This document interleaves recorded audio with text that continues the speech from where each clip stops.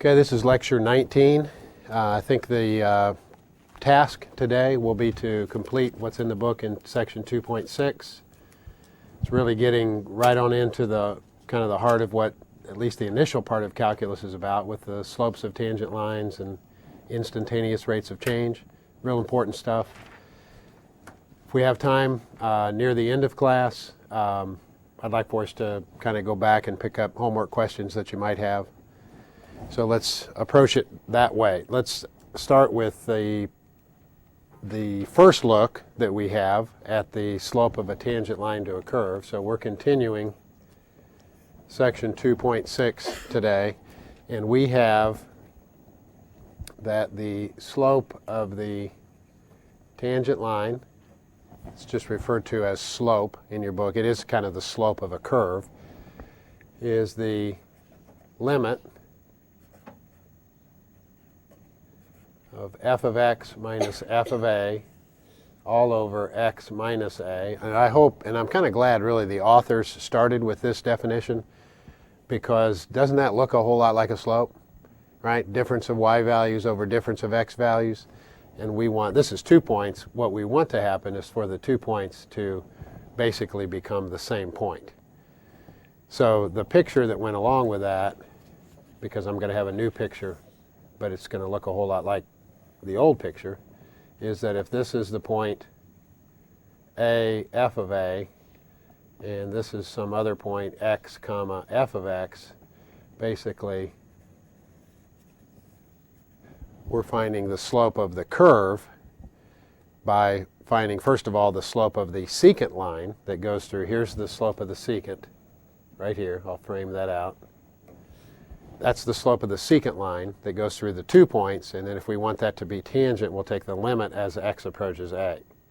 And we did an example, and it'll give us basically a description of the slope at any given x value that we want to plug in when we're done. We had, I'm not going to redo the example, but we did this example. Y was x squared plus 1, I believe. Is that right? And we wanted to know what the slope of the tangent was at the point 1 comma 2. I believe that's right. And we had the point, so we had half the work kind of handed to us. But our job was then to find the slope of the tangent at that point, at that specific x value, at x equals 1. So the slope is different at different x values because it's a variable slope. That's what's true about curves. They have slope, but it's a variable slope. And I think we got the slope to be twice a, where a is the x value. Slope was twice 1, which was 2.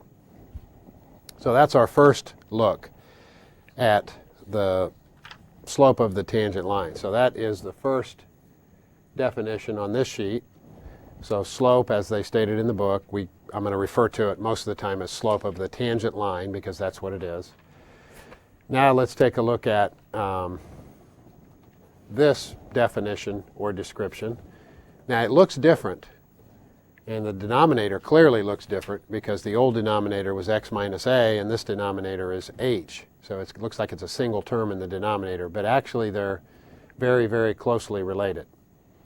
And you may, in fact, use this second one way more often than you'll go back and use the first one. So let's see where that comes from. Now, remember this figure because I'm going to make a new figure. We started with a curve.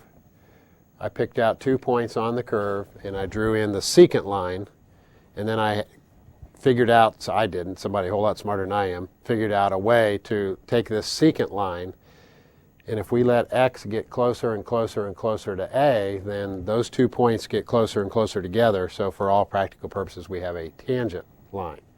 Now I'm going to do that in this other figure as well.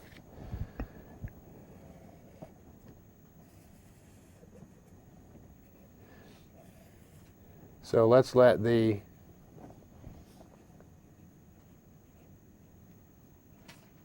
first point be over here a units, so its x value is a, and its y value is whatever the f of a is. So it's just some picture, some f of x. Now to get to the second point, rather than just call it x or r or q or whatever, let's move over from A, h units, and now we're at location A plus h. So the first look at this, we went to A and then we went over to x, two different x values. Now we're just going to slide over h units.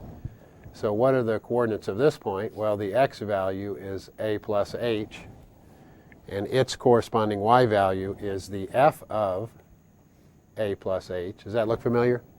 We've had problems that dealt with like the f of x plus h and the f of A plus h before, so they're trying to get you ready for this kind of a situation. Let me draw in the line that at this point in time is secant to the curve, because now it hits 2 points. Now, can you think about this picture? What would have to happen for the 2 points to get very, very, very close together? What would have to happen on this picture? H would have to get smaller, right? A couple of you said that. Is that, if you didn't say that, maybe you're thinking that, and if you weren't thinking that, does that make sense? As h gets smaller, these 2 points get closer and closer and closer together. Well, let's start off with, like we did with the other, the slope of the secant. So I want just the slope of that line that connects these 2 points. F of A plus h minus f of a, so that's the difference of the two y values. The difference of the x values, A plus h minus a. So that's a slope. Same thing it was before. It looked quite a bit cleaner in the other version. This can be simplified just a little bit. The numerator, we don't know what the function is, so we're kind of stuck with that. What is the denominator? A plus h minus a. Just h, right? The a's knock out. So there's the slope of the secant. And everybody in here either was said or was thinking, or at least now agrees, that the way we let these 2 points get closer together, and we want to talk eventually about a tangent, is to take a limit as h gets smaller, and in fact as h disappears. As h goes to 0, if we'll take this thing that I called the slope of the secant,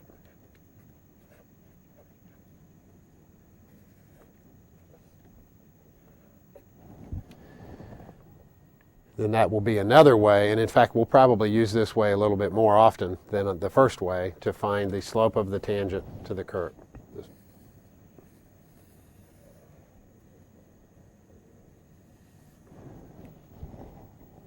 So if you'll look at what I put up here a moment ago, that's what we just came up with, right? That second line there, slope or slope of the tangent is found by the f of a plus h minus the f of a all over h as h approaches 0. Now, in fact, all 4 of these things that are on this sheet right here are all exactly the same. We start with 2 points, we let the 2 points get closer together, we have 1 point, therefore it becomes a tangent. Every one of these is just a different way of looking at that. Questions on this? Anybody? About how that was developed or found or means? What it means?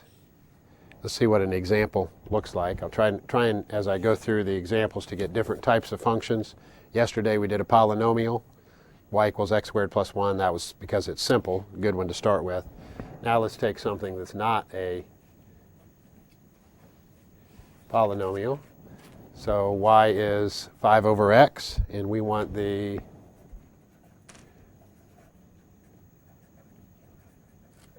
equation of the tangent line at the point x equals 1, y equals 5. And that's a point from the original function, when x is 1, y is 5. So once again, we know we're going to have to come up with something that looks like this. Y minus the known y is slope times x, quantity x minus the known x. We can plug in the specific y value, 5. We don't know the slope. That's the task at hand here. But we do know the specific x. So once we get the slope, we plug it back in there and we're in business. And today I'll actually save some space so that we can plug it in there and I won't have to write all over what I wrote on before. So we want the slope, which in this case is the slope of the tangent line to the curve.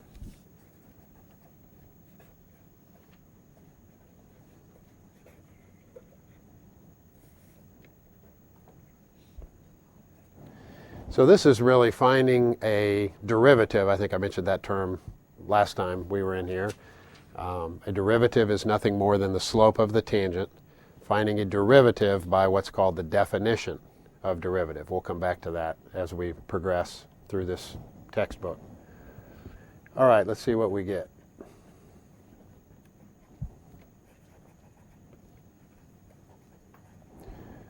So the function at a plus h. Well, that means I put in an a plus h wherever there's an x.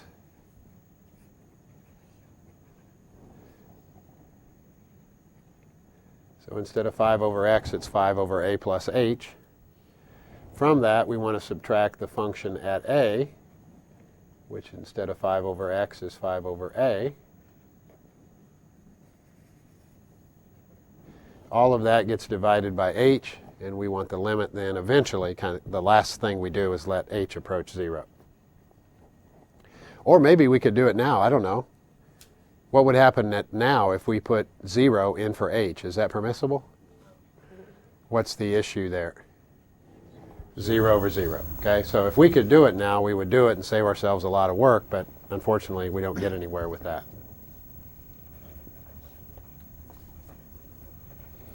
So, as we had yesterday, in the numerator we've got the difference of two fractions. Is that right? Did we encounter that yesterday? We did. Was it doing a homework problem? We did it. An example? Might have been. I thought yesterday we had two fractions in the numerator and we had to get a common denominator. But anyway, that's what we need to do now. I think that happened yesterday. What's the common denominator between a plus h and a? Their product, right? A times quantity a plus h. So here we multiply by a. I know this happened yesterday because wasn't it 3 and 3 plus h? Yeah. Yeah, it was a homework problem. That's what it was. And down here we can multiply by a plus h. Because I remember asking the question, what is 3 over 3 and what was 3 plus h? I know what it was. It was 3 plus h to the negative 1 minus 3 to the negative 1, right? We did that problem from a couple sections ago. So you can see why the authors are feeding us problems like that, right? Because now we have to kind of do that problem and more. So a over a is 1, a plus h over itself is 1. So we're not doing nothing more than multiplying by 1. I'm going to skip a step here. I put this step in yesterday. The reason we did that is to, what? Get like denominators so that we can combine the two fractions, right? Let's go ahead and combine the two fractions. So that's going to be 5a minus 5 times the quantity a plus h all over the common denominator.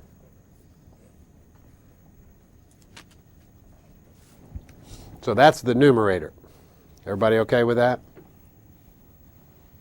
We've got like denominators in order to combine the fractions into a single fraction. So that's the numerator.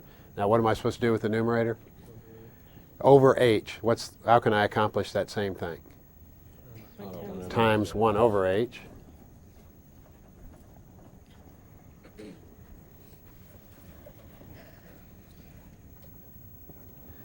So it looks like 5a minus 5a minus 5h, right? Because that minus 5 gets distributed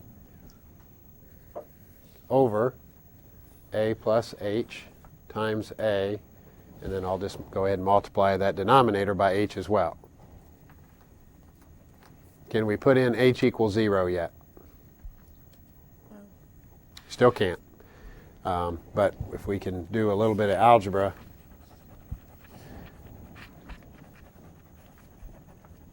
I think we can do that fairly soon.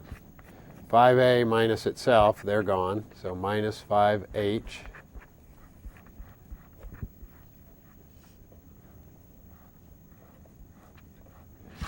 And now we have h, which is a factor of the numerator and also the denominator, so now we can reduce by h, keeping in mind that we could not reduce by h if h were allowed to be 0.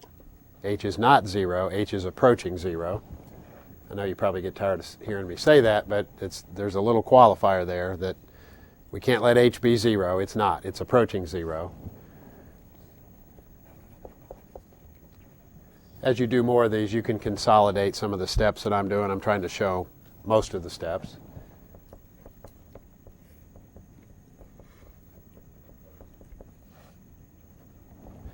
And would it now be legal for us to let h become insignificantly small and approach 0? Now it's legal, right? We can get by with it.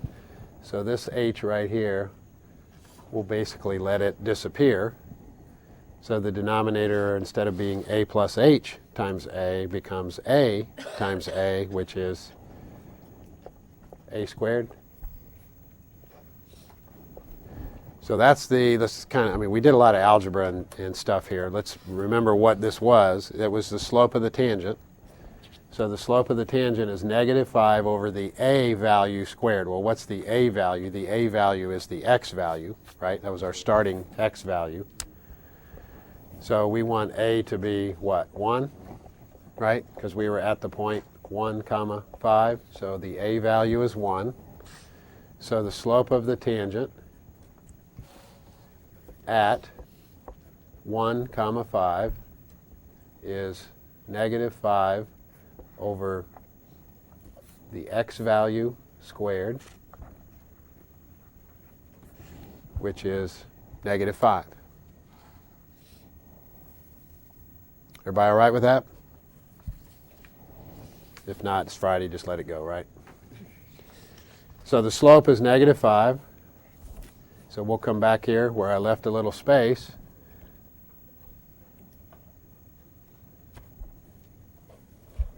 And plug back into this point slope version, negative 5, right? Is that right now? Mm-hmm.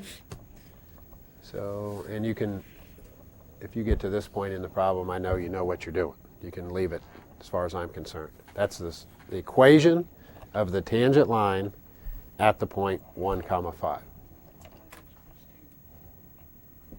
Y equals 5x, negative 5x, plus 10. Okay, but it's okay to leave it in that form. Questions on that one, anybody? Yes? Can I see the last step that you did? Yes.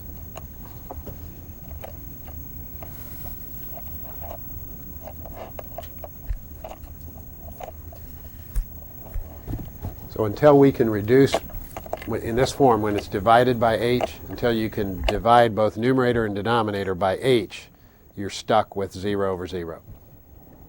So that's kind of the goal, is to get h to be a factor of the top. It's already a factor of the bottom. Is that okay? Got it? Now, this sheet that we've already seen two versions of the same thing, look at the similarity here between this item, which we just did. That's the slope of the tangent, f of a plus h minus f of a all over h as h approaches 0. Now look at the next line. Doesn't that look like the same thing? It's exactly the same thing, isn't it? Now what are they calling that? Well, they're calling the the v of a. Well, the v of a is a velocity. Now, is it always a velocity? Well, it is when we start with a distance, height, or position function. So we're going to get the same kind of thing. Let's just see if, in fact, this same slope of the tangent makes sense for being a velocity equation. Let's say we start with a distance,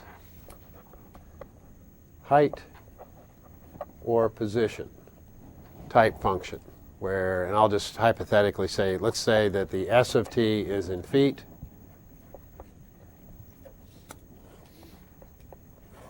and t is in seconds.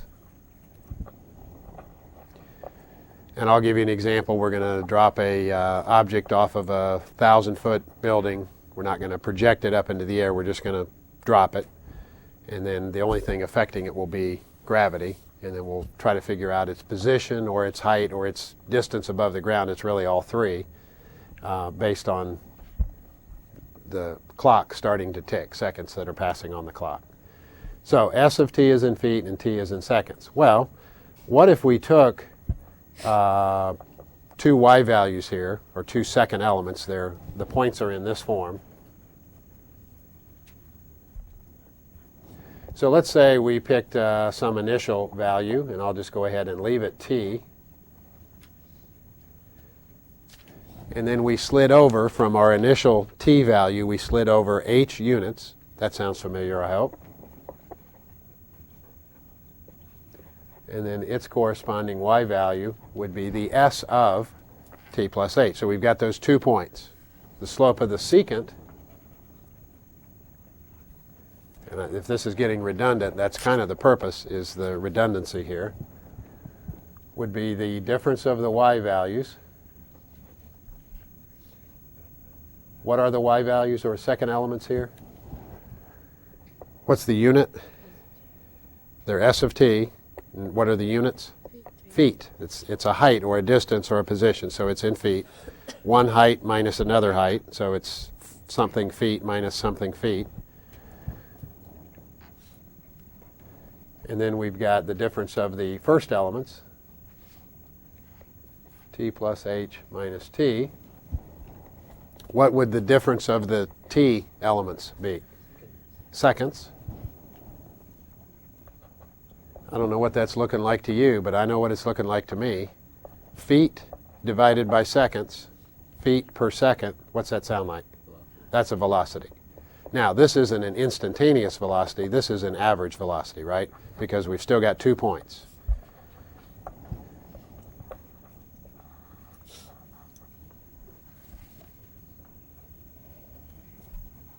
So the difference in heights divided by the difference in times is so many feet per so many seconds, feet per second, which is a velocity. Now, what if I wanted an instantaneous velocity? I don't want to know what's the velocity from the 2-second mark to the 4-second mark. I want to know what's the velocity at time 3. How could I get that? You just put T approaches 3. T as 3. Or h approaches 0. Okay, we want the difference between these 2 points, which is h, right? To get smaller and smaller. So I don't care to know the average. I want to know the instantaneous. What's going on at 3 or at 4 or at 5? So I want to know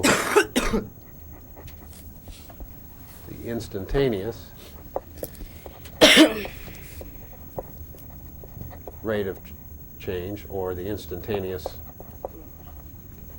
velocity. It is a rate of change. Would be the slope of the tangent as opposed to the slope of the secant.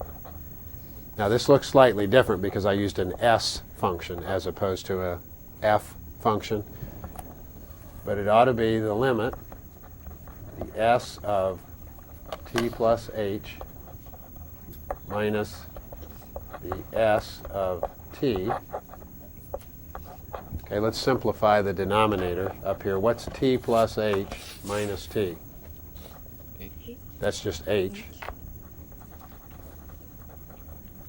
as h approaches 0. So is the stuff that we did yesterday and what we started with today, is it the same thing as a velocity? Yeah, it's an instantaneous velocity. So this slope of the tangent, if the original curve is a distance, height, or position function, the slope of the tangent is a velocity function.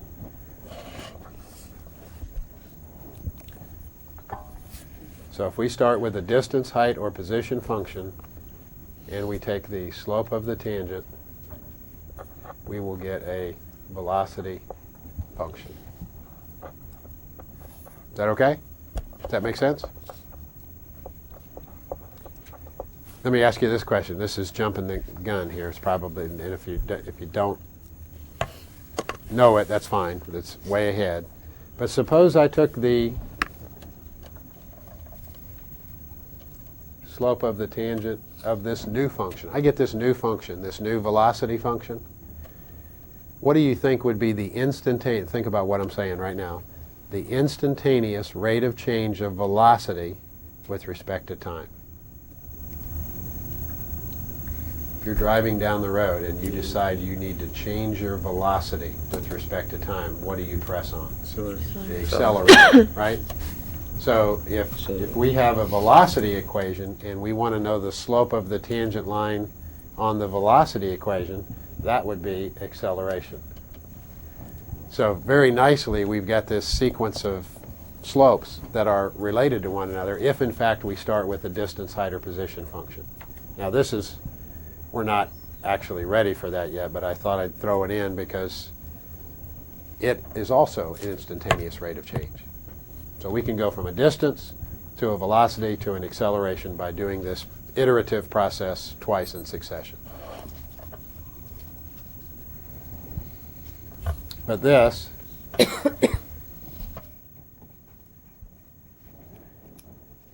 can see it, that ought to look a whole lot like what we did with slope of the tangent the first two times through. So it gives us a velocity. Let's look at an example here. So here is the wording to the example. We have a 1,000-foot building.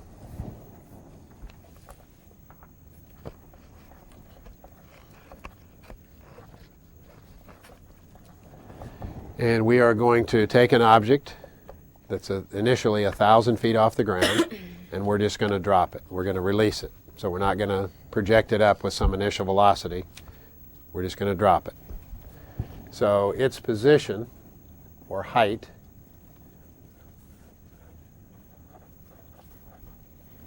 and we'll deal more and more with equations like this, but that would be its position. Now we're neglecting air resistance here, so it's a free-falling object without any air resistance figured into the equation. Its position at any time t is 1,000 minus 16t squared, where t is the time in seconds. So our ordered pairs are t in seconds and s of t in feet.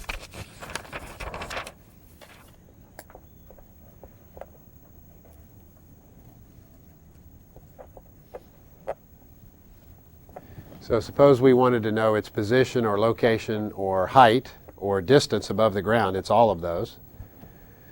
At time 1, what do?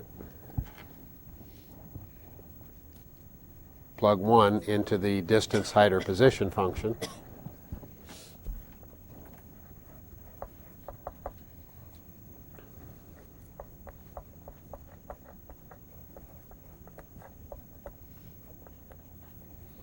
So what is its position? 60. Oh, 16. Thank you. I was going to say, that doesn't sound right.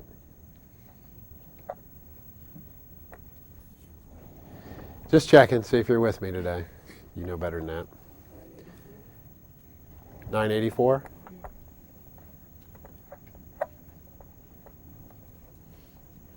It's the first of many, many mistakes that I'll make today, and I've already made today. So does that seem reasonable? That if you drop it, it's initially at 1,000 feet above the ground, you release it, 1 second later it's 984 feet above the ground. We can check also, what is its position at time 0? It ought to work, right? It's 1,000, which was set up to be the case, is 1,000 minus 16 times 0 squared. So at any time we want to know the position, we use the original s of t function. Suppose we wanted the velocity. There's a couple of questions here. We want the velocity of this object at time 5.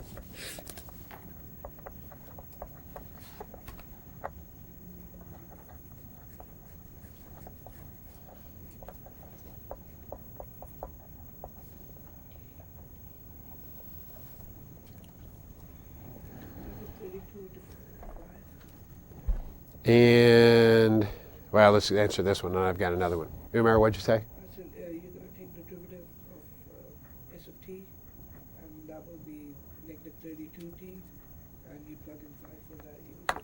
Okay, you're way ahead of me. Okay, but that I have mentioned the term derivative, right? Derivative, when you hear that, it's not actually presented in the book yet, but when he says derivative, or when I say derivative, that's the slope of the tangent. Okay, so we need to know on this curve, if you graph that curve, 1,000 minus 16t squared, isn't that a parabola that opens down, right? Its initial position is 1,000, and it looks like that. So we're coming out here to time 5. And we want to know the slope of the tangent line at that instant, at the instant when the clock hits the 5-second mark. So we want the velocity, which is slope of the tangent. Now, I know we respect Umair, his mind. Now, he didn't do all this whole problem in his head. He knows a shortcut for finding the derivative, okay, which we'll eventually get. But right now, we're doing this so-called by the long way. So we want to take the limit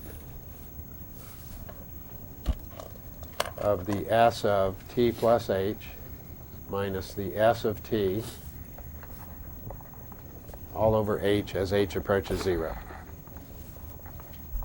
Look familiar? We just did that kind of in the generic sense. Now we're doing it with a specific problem.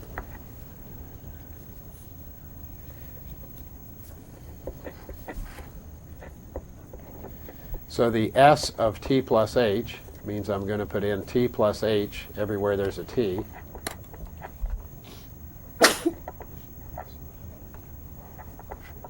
So there's the s of t plus h. From that, we'll subtract the s of t.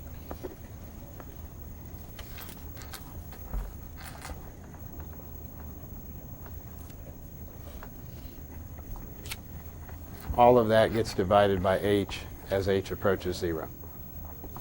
Now, I said we're eventually going to learn a shortcut. That doesn't, when we learn that, all of a sudden render this one useless. I mean, it still has some meaning, and you'll still be asked a question or two now and then, early in the course, about this process. In the exam, like, if you ask a question based on this, like, could we use the derivative function? You can use it to check, but if I would say, Like, you have find the derivative or the slope of the tangent using the definition, then that calls for this. And the reason wouldn't be trying to be mean doing that, not that I'm opposed to that, but this to me very clearly shows that the derivative or the slope of the tangent is in fact a slope. So it does, I think, have some merit for me to ask this way, because it clearly shows, I hope it shows to me anyway, that that's a slope. Difference of y's over difference of x's.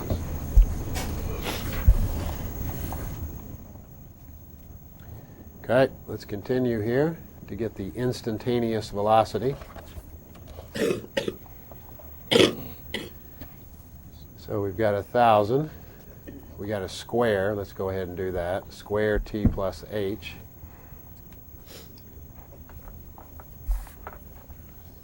We're going to subtract 1,000, and we're going to subtract a negative 16t squared.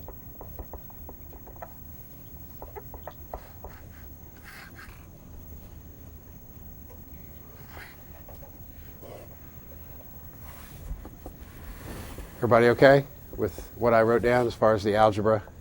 Somebody told me one time you don't need to know algebra to do calculus. Foolish person. That was a foolish person.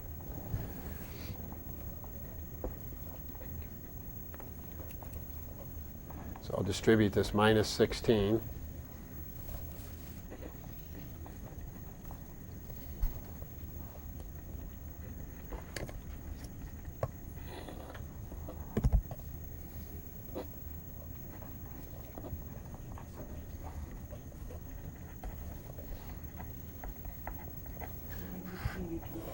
Okay, in that numerator, are there some terms we can get rid of? 1,016. Okay, 1,000 minus 1,000, that helps the cause. What else? 16. Minus 16t squared plus 16t squared. That helps the cause. And not coincidentally, every term that's left in the numerator has an h.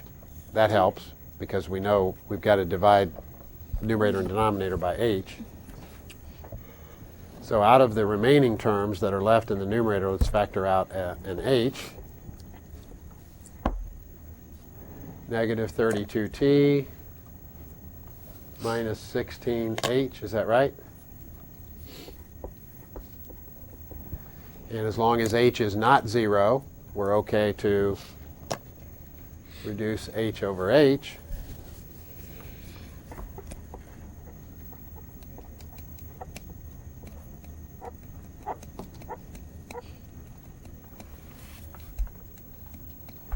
And what happens to negative 32t minus 16h as h gets smaller?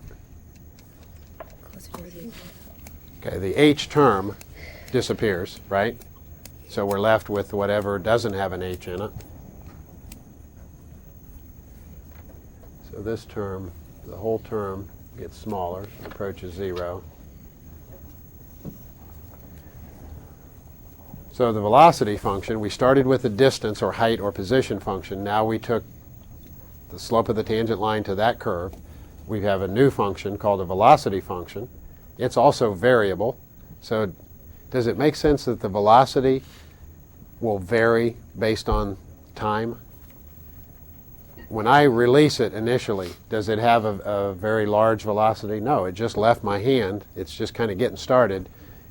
Do you think as the time continues to click off the clock that it goes faster? Is it going faster at time 2 than it was at time 1? Faster at 5 than it was at 3? Sure. So it seems to be a fair description of velocity. Now back to the original question, what is the velocity of the object at time 5? That becomes easy now, doesn't it?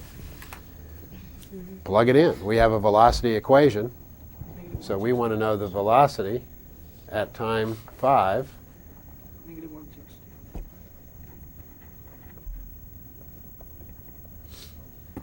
So why is it negative? You stole my question. Why is it Going negative? down. It's going It's down. going down. Okay, so negative in this case. Now, remember the picture too. The picture, it would have a negative slope, right? And it's true that the height is changing in a decreasing phase. The height is decreasing as this is falling. So the negative kind of makes sense from several different standpoints. I got to give that a unit. I really want to make sure we have not just negative 160, that's a number answer, but let's put some meaning to that. What units? Negative 160? Feet per second. Feet per second.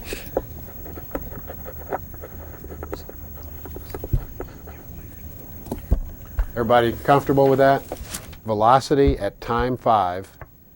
We got a velocity equation. We plug in t equals 5. It generates. So now that we have this function, could we find the velocity at time 0? Yes. Okay, now what is time 0? Time 0 is the instant that I drop it, right? So it's still kind of right there in my hand. What is its velocity at time 0? 0. Now, why does it not have any velocity? Because I didn't throw it downward or I didn't project it upward, right? So I just released it. Its initial velocity was 0. What would be its velocity at time 3? Negative. Plug 3 into the equation. At time, 4, we plug 4 into the equation. So we've got an equation that will give us the velocity at any time we want. Okay, next question. Same situation. How fast is the ball traveling? So we want another velocity. How fast is the ball traveling when it hits the ground?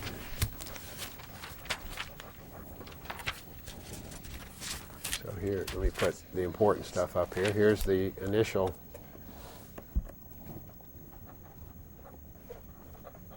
There's our distance, height, or position function. We took the slope of the tangent, and we got that. So the question is, how fast is it traveling when it hits the ground?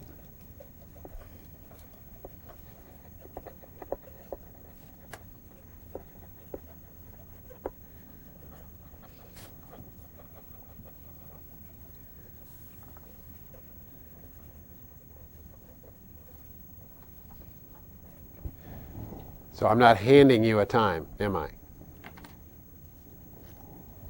Don't we have to find that? This is a silly question. What is its height? You already answered it before I asked it. Lisa's ahead of me. You guys are all ahead of me. What is its height when it hits the ground? Zero, right? So its position, this equation, its position is 0 when it hits the ground. So we set the position function or height function equal to 0. Now it's going to give us 2 times, right? Because it's a quadratic equation. One of them's not going to make any sense, realistically. I'm going to need some calculator help here.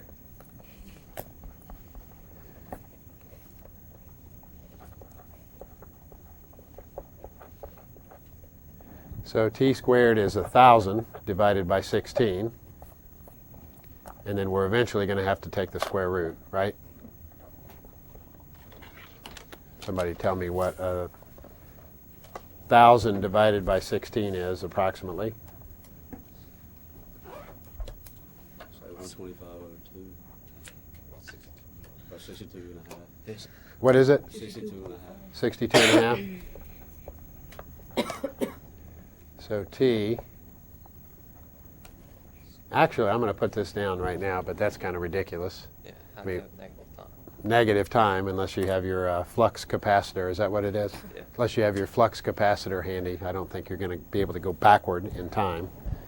So we need to take this square root of 62.5. Realistically, we only want the positive version. Somebody tell me what that is too. 7.9. What is it? 7.9. 7.9? Give me a couple more decimal places of accuracy. 7.905. 905, so 91, 7.91. Mm-hmm. So we drop this object off the top of a 1,000-foot building. 7.91 seconds later, it's on the ground.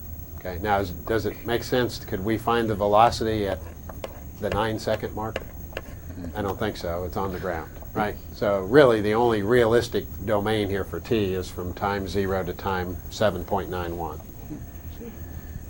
So what is the velocity at time 7.91? Well, now we go with this guy, our velocity function.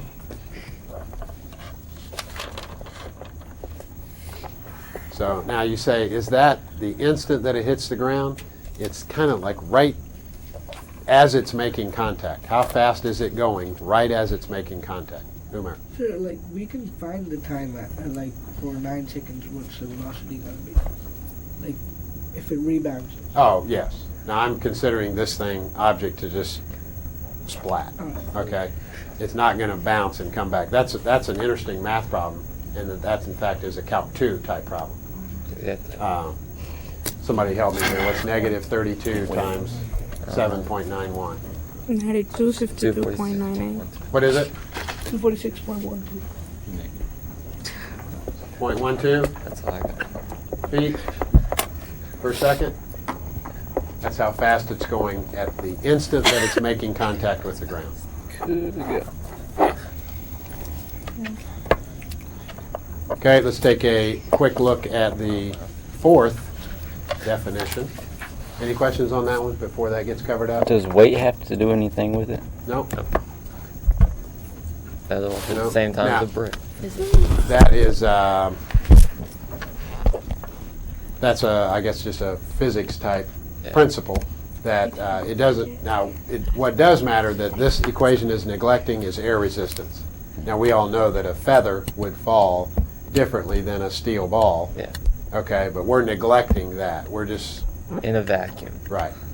Now, there are equations that we'll eventually get to that include air resistance, but that's really a differential equation, and we're not quite armed for that yet. But that's a good question. So we're neglecting air resistance. Okay, the fourth and final thing you see on the bottom of the sheet is an instantaneous rate of change. Well, you know that we just did instantaneous rate of change of height with respect to time, and that was a velocity. So any instantaneous rate of change is the change in y, delta y, over the change in x, delta x, as we let the change in x approach 0.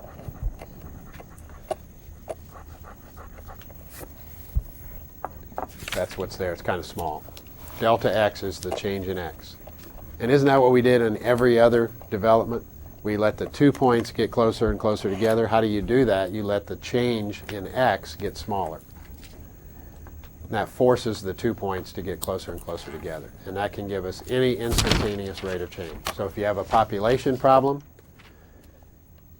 and you do the slope of the tangent, you have an instantaneous rate of change of population with respect to time. So it'd be so many thousands of people or millions of people per year. Does that sound like a rate of change of population? Could be you have a function that gives you the number of divorces per some point in time, per some year.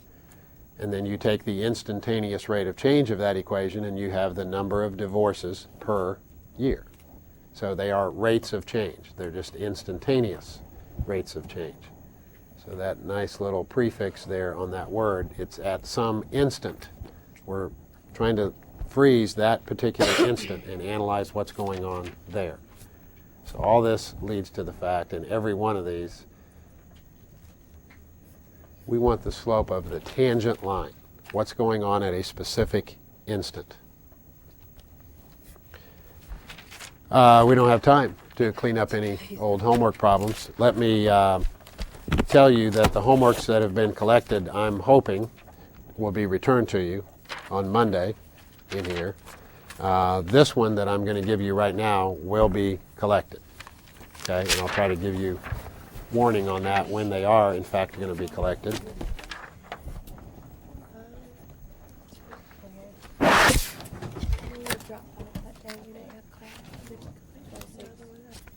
I believe.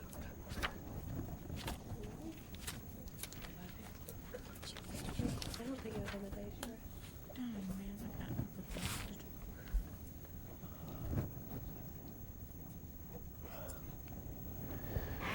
Let me just tell you that when the authors ask you for the velocity, they want the instantaneous velocity. Okay? Anytime they talk about something, they want the instantaneous rate of change. And I'll see you next time. Is page 139 going to be collected as well? No. No. Well, 149. All this is 148. That's right.